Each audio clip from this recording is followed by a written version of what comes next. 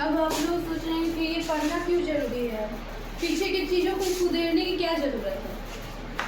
हम तो पढ़ रहे हैं, आज पढ़ने जा रहे हैं, पीछे की चीज़ पीछे का ही जब पढ़ रहे हैं, आज से 400 500 1000 साल पहले की चीज़ है, तो क्यों पढ़ना ज़रूरी है। फैशन हिस्ट्री पढ़ना इसलिए ज़रूरी है क्योंकि ये डिज़ाइन इंस्पिरेशन देता है, क्योंकि इसी से आपको इंस्पिरेशन मिलेगा और इंस्पिरेशन के साथ में आप काम करना शुरू करेंगे।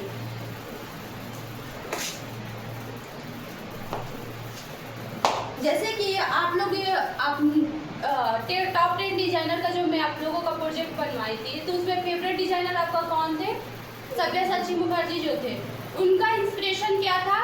जो उनका कल्चर है, उस कल्चर को वो अपने ड्रेस पे रिप्रेजेंट करने का काम करते हैं, संस्कृति को अपने वो रिप्रेजेंट करते हैं। तो आज के टाइम के साथ तो वो नहीं चलते, वो उनका जो इंस्पिरेशन है वो पुराने टाइम का जो उनका कल्चर है, उस कल्चर को क्या करते हैं, वो रिप्रेजेंट करते हैं अपने ड्रेस पे। वो इंस्पिरेशन उनको वहाँ से मिला और उसी पे वो काम करते हैं। ठीक, ये डिजाइन इंस्पिरेशन देता है, डिजाइन को ट्रेंड फोरकास्टिंग में हेल्प करता है, ट्रेडिशन और हेरिटेज को समझने में हेल्प करता है, ट्रेडिशनल और मॉडर्न फैशन के बीच कॉन्सेप्ट समझ में आता है कि पहले का जो फैशन था, आज का जो फैशन है, उसमें क्या है अंतर ना, डिफरेंसेस क्या है। कल्चर और हेरिटेज को समझने में हेल्प करता है। उसके बाद बेसिक फाउंडेशन आपको यहीं से मिलेगा। आप जब आप अपना डिजाइन बनाइएगा तो आपका फाउंडेशन यहीं से मिलेगा। बेसिक फाउंडेशन कहाँ से मिलेगा? फैशन ऑफ हिस्ट्री से ही मिलेगा कि कैसे पहले लोग पहनते थे। एक चीज़ आप नोटिस किए हैं कि पहले कि जितनी भी महिलाएं हैं वो कैसे कपड़ा पहनती थी?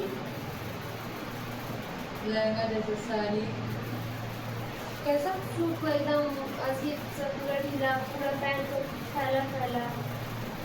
कितना टाइम पहले की बातें बता रही हैं आप उनको? ये करीब 30-35 साल 30 से 35 साल पुराना। साड़ी, ज्यादातर साड़ी ही महिला पहनती हैं। हम अपने कल्चर को जब फॉलो करते हैं, मान लीजिए हम लोग बोलते रहते हैं ना कि हमारा तो कल्चर नहीं है, ना जीन्स है ना टॉप है, ये हमारा कल्चर तो है नहीं ना।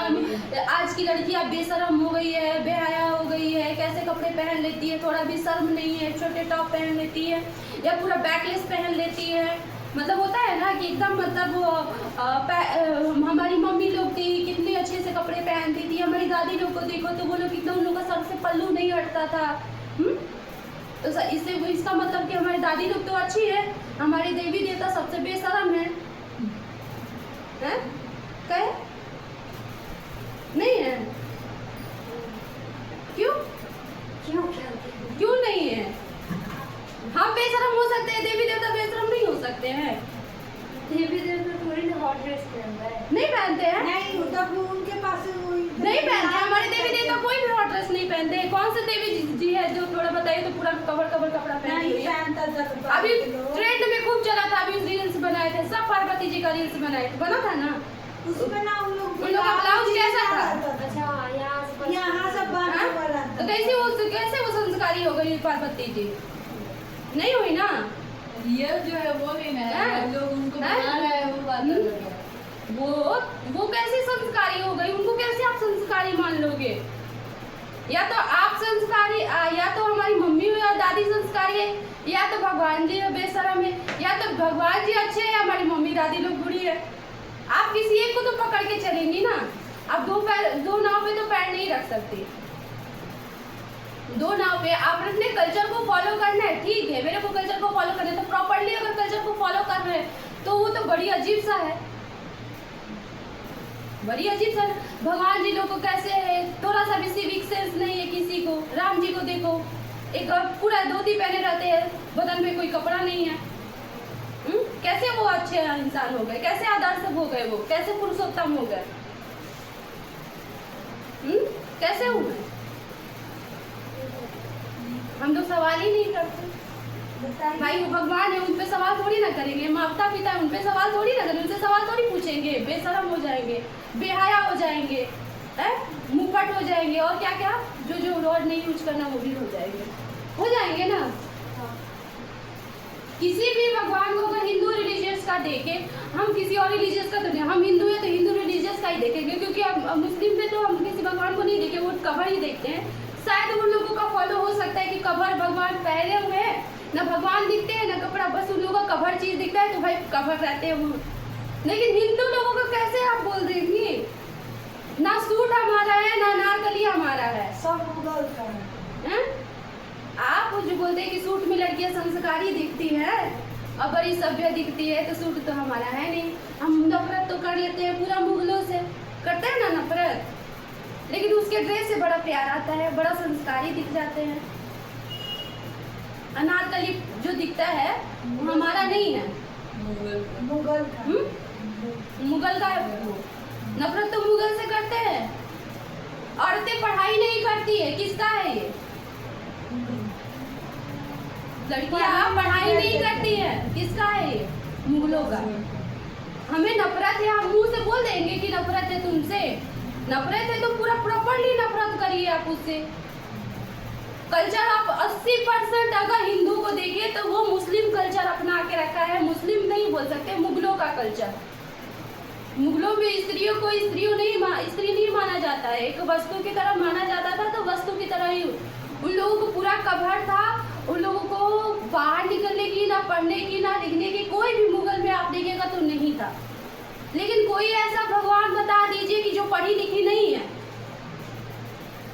हिंदू की कोई भी देवी देवता जो पढ़ी लिखी नहीं है, आप बोल दीजिए कि पढ़ी लिखी नहीं है। विद्या की देवी है, सरस्वती जी है। पूरा मतलब पूरी तरीके से मतलब सोचिए कि वो एजुकेटेड है, मतलब एजुकेटेड है। आप टॉप लेवल पे भगवान से भी ज्यादा पढ़ी लिखी होंगी, तब तो उनको एजुकेशन मिनिस्टर बनाया गया, कि इंडिया के एजुकेशन मिनिस्टर की तरह उनको बना दिया गया है, कि वोट दिए बने गए। भगवानों में तो ऐसा नहीं होता था ना, ऐसा नहीं होता है ना। जब उनको वो शिक्षा की मतलब व्यवस्था उनको सौंपी गई तो ऑटोमेटिक है कि वो सबसे ज्यादा जब वो भगवान लोगों का भी परीक्षा होता है, हर चीज में परीक्षा होता है। ऐसा नहीं होता है कि भगवान जी लोगों का परीक्षा नहीं होता है। आप परीक्षा देंगी तभी पास होगी, तभी वो चीजें आपको मिलेगी। जितनी भी भगवान है उन लोगों का अलग अलग काम है ना। जैसे हमारे भारत का संविधान है, अलग अलग मंत्री का अलग अलग काम है, अलग अलग सौंपा गया है। तो यहाँ पे तो वोटिंग के हिसाब से हो जाता है, उनकी काबिलियत तो देखी नहीं जाती है।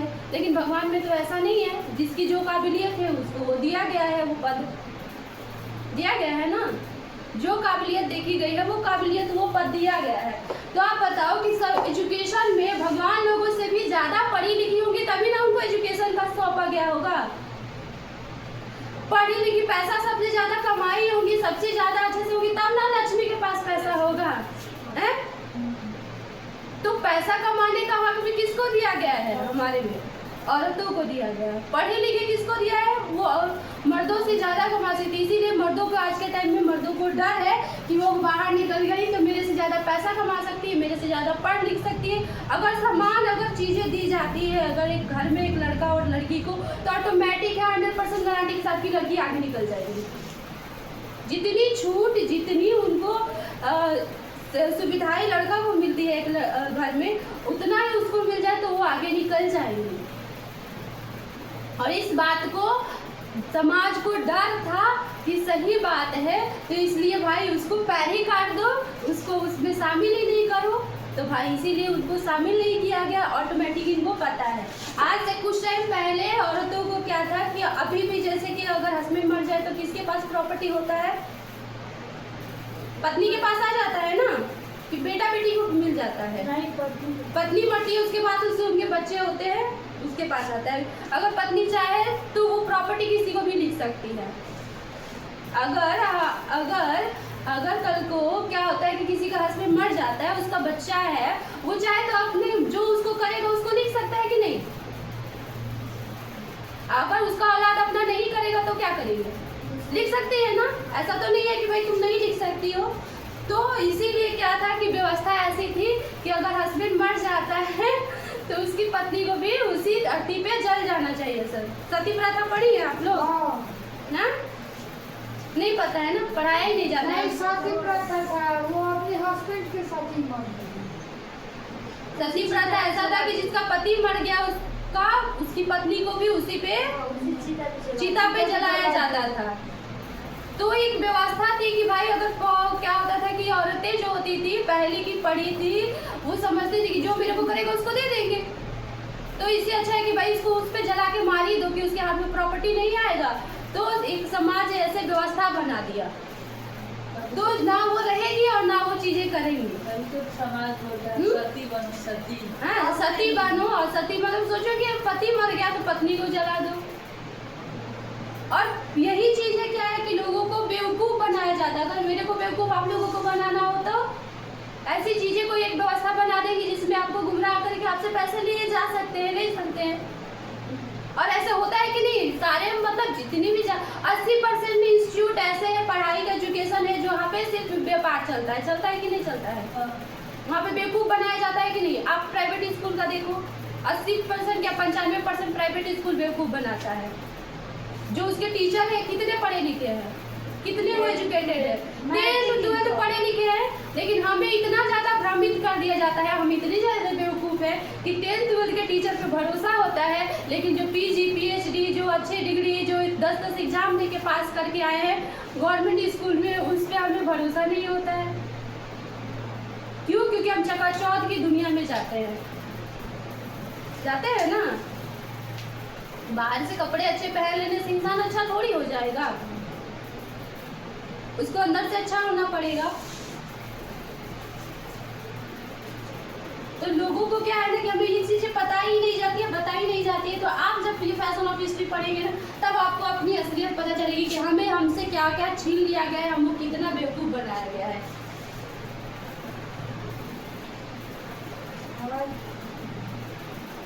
जो लोग बोलता है ना कि हमको घरेलू लड़की चाहिए, घर में रहने वाली लड़की चाहिए, तो वो अपने लिए वो सोचता है कि हम बहुत तेज है, घरेलू लड़की लेके आएंगे, बहुत अच्छी होगी, तो वो अपने घर में ये मानसिक बीमार लड़की लेके आते हैं, और मानसिक बीमार लोग मानसिक बीमार माहौल क्रिएट करते हैं।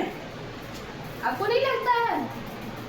आसपास में ऐसे कोई नहीं लगता है कि आपके गांव में अगल बगल में ऐसी कोई औरतें हैं जो पढ़ी लिखी बहुत है और उसको घर के कामों में बैठाया गया है, उसको संस्कृत करके, और वो बहुत अच्छे से रह रही हो, घर में रहती है, पक्का रहती है, घर में कला कलेश नहीं करती है, उसके अंदर में नहीं आता है कि हम पढ़ी लिखी लड़की है, हमको बाहर हम सेल्फ डिपेंडेंट हो सकते हैं। वो बात नहीं, जब हस्बैंड नहीं सही रहेगा तो कुछ नहीं बोल सकती है किसी को। मेरे घर पे खुद है, वो मेरी मतलब बड़े बाबा जी की बहू है, MA की है, हिंदी पढ़ी लिखी है, लेकिन नहीं, उनके अंदर में थोड़ा सा भी नहीं कि मैं पढ़ी लिखी हूँ तो मेरे को बाहर निकल के वो करना है। बाहर निकल के उनको ऐसा लगा ना कि ऐसे है कि उनको वो माहौल क्रिएट कर दिएगा कि आपको सारी सुविधाएं घर में मिलती है, वो कभी अपने अंदर में गैरत जगाए कि मैं पढ़ी लिखी हूँ तो मैं उन लोगों के लिए कुछ काम कर लूँ जो नहीं पढ़ा लिखा है, जिसका कोई नहीं है, तो मैं तो एजुकेटेड हूँ।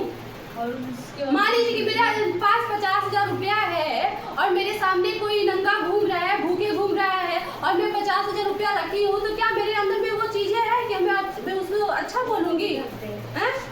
मैं अपने आप को अच्छा बोलूंगी? आप अपने लिए सही हो सकती है कि उस 50,000 से आप 50 चीजें अपने लिए खरीद सकती है, मैं मानती हूँ, तो आप अपने लिए अच्छी हुई ना, आप अपने फैमिली के लिए अच्छी हुई। आपके अंदर में ऐसा लगा कि मैं इतनी पढ़ी लिखी हूँ तो मैं बाहर निकल के उन लोगों के लिए भी कुछ कर लूँ, उन लोगों के लिए नहीं, भाई फ्री में ट्यूशन तो करा सकती हैं आप घर में बुला के बच्चों को। सारी चीजें पैसे तो नहीं होती है, मैंने कब बोला कि पैसा कमाना जरूरी है, लेकिन इतना भी जरूरी नहीं, लेकिन पैसों से ऊपर भी एक चीज होती है ना। आप पढ़ी लिखी है, एजुकेटेड है, तो इसका मतलब है कि आप ठीक है, आप नहीं निकल सकती बाहर। हाँ, मेरे घर में वैसा है कि सब कुछ मेरे को मिल जाता है, आपको मिल जाता है ना। आप उतना पढ़ने लिखने की जरूरत क्या थी? बोली ना कि पढ़ने लिखने की जरूरत क्या थी आपको? आप तो पैसा इन्वेस्ट करके वेस्ट करी ना। मान लीजिए हम यहाँ से शिमला का टिकट बुक करा लिए और गए और रूम में बैठे खाए पिए चले आए, तो ये वेस्ट हुआ ना। मान लीजिए कि graduation PG PhD MA PhD doctorate की डिग्री हासिल कर ली और आप घर में बैठिए, तो आप क्या है? वेस्ट है ना। तो फिर आपको पढ़ने लिखने की जरूरत ही नहीं है, घर के काम घर की चीजों को समझने के लिए तो ठीक है, आप थोड़ा बहुत भी पढ़ी लिखी होंगी तो चलेगा। लेकिन आपके अंदर में गैरत जब नहीं जगा कि आप यहाँ से सीख रही हैं और आपके घर में कोई ऐसा इंसान है जो सीखना चाहता है, वो नहीं आ सकता है, तो फिर आप उसको सिखा नहीं सकती है, तो फिर मैं आप अच्छी हैं। आपको मैं नहीं मान सकती, मैं बोलती भी हूँ कि जब आप चीज़ सीख रही हैं कोशिश करिए कि आपके अगल बगल में वो चीज़ें लोग सीख जाए। आप उनको तो सिखा सकती हैं ना, जब उनको नहीं सिखा सकती तो मैं कैसे बोलूँ कि आप अच्छी हैं? तो फिर तो आप अपने लिए सिर्फ सारा चीज़ कर रही है ना। और सेल्फिश हो जाना मतलब कि जिस दिन भगवान तो सेल्फिश हो जाना तो मतलब भगवान को भी सेल्फिश हो जाना। क्यों भगवान सबके लिए करेंगे हैं? आपके पापा सबके लिए क्यों करेंगे? उनको भी सेल्फिश होना चाहिए। सब लोग सेल्फिश हो जाते हैं, फिर सब लोग सेल्फिश ही हो जाएंगे ना। हम क्यों पढ़ाएं? हम भी अपना बिजनेस खोलेंगे, अपना पैसा कमाएंगे, अच्छे अच्छे कस्टमर देखेंगे। क्यों हमको पढ़ाने की जरूरत है? आपको क्यों सीखने की जरूरत है? इसलिए कि आप अपना सिर्फ बुटीक खोल के पैसा अपना बिजनेस क्रिएट करें। या आपके दो चीजें, सोचने की तरीका तो आपका ही है कि मेरे को इसलिए अपना बुटीक स्टार्ट करना है कि पैसा उसमें बहुत है, और मेरे बुटीक इसलिए स्टार्ट करना है कि मैं आसपास की लड़कियों को काम भी दे दूंगी। तो सोच तो आपकी है, काम वही है। काम वही है ना, बुटीक तो वही है। आपका सोच बदला कि नहीं बदला?